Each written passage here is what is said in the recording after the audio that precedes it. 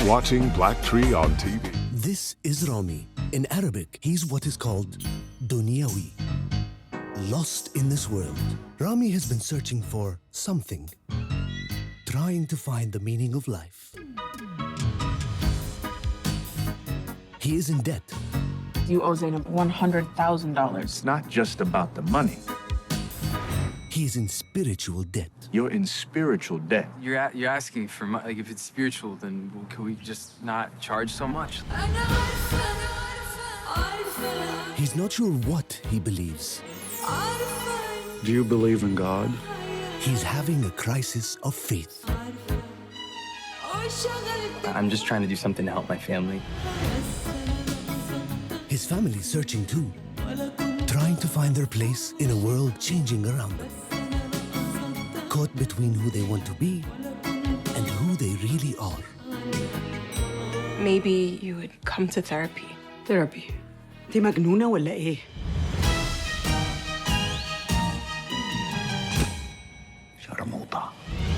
Rami Youssef as Rami. You have a line for people with American passports? Amr Waked as Farouk. That's business! Hiam Abbas as Maisa. I am the real housewife of New Jersey.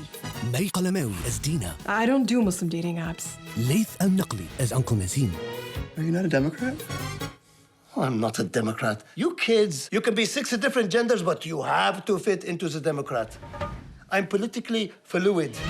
So good to meet you, man. Good to meet you as well. I love season 3. I have to be honest. I wasn't familiar with Rami. I watched an interview where Rami had said that everybody has that one uncle, but they got to have no kids, because if they have kids, then they're considered dads. He said you got to have the one uncle with no kids. And more than likely, they'll be the one that probably tells you things that you shouldn't hear at a young age. Would you say that's what your character was in this series?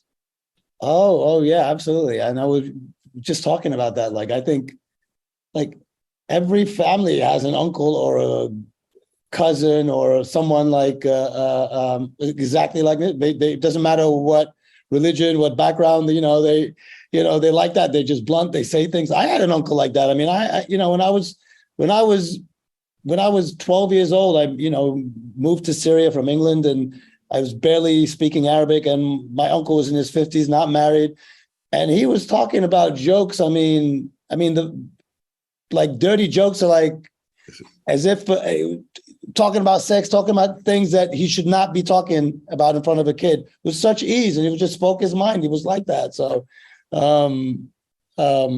yeah, I think everyone has an uncle. What would you say to? Never mind. I'm not going to ask that. No, say it. Go ahead. You can edit it. What would you say the dirtiest joke that you learned from your uncle was?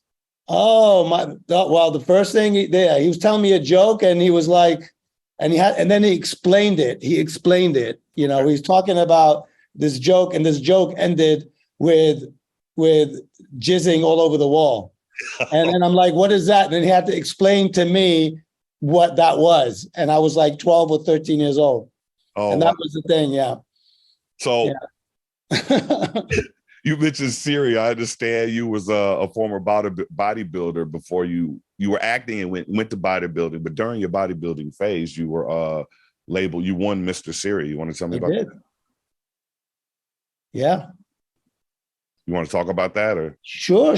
I mean, I tried to be an actor, and I did not know how to do it. Had a few rejections when I was like 20, and I was always athletic and got into working out, and people said, "Oh, you look good, you should compete." And then I competed, and I started winning shows, and then I was invited to compete in Mr. Syria, and I went to Syria and became Mr. Syria, one of the best champions they'd seen in like 20 years, and I became really famous over there, and opened a gym that supported my family for like over 20 years, still there, but like, it's like a charity case right now. But then I came back and I was not happy. I still had this acting bug, and I took an acting class about, 23 years ago, and that was it. I said, I don't want to bodybuild anymore. I want to act. And then I, studied the proper school, and the rest is history.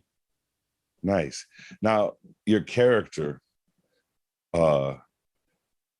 many religious communities are really not accepting of some people's sexuality. Mhm. And it seems like your character was struggling with his sexual identity. Do you think that there are others that could relate with your character in this role of Rami? Oh my God, there are so many. I mean, there are so many. I mean, the messages, incredible messages I've received from all over the world, you know, about people relating. And I mean, even some people who actually came out to their parents after they watched my episode in some of the harshest environments too, like in Egypt or even one in Saudi Arabia, you know. So it's yeah, absolutely very, very common, you know. It's very common. And some, you know, some religions and you know, Muslims are even more reserved. They'll probably take the secret to the grave. You know, it's very, very common. Well, Laith, I appreciate talking to you, man. I'm looking Oh forward. man, thanks for watching the show. Yeah, I appreciate it, man. Sure. Take care and you enjoy the rest of your week, okay? You too, brother. Bye-bye.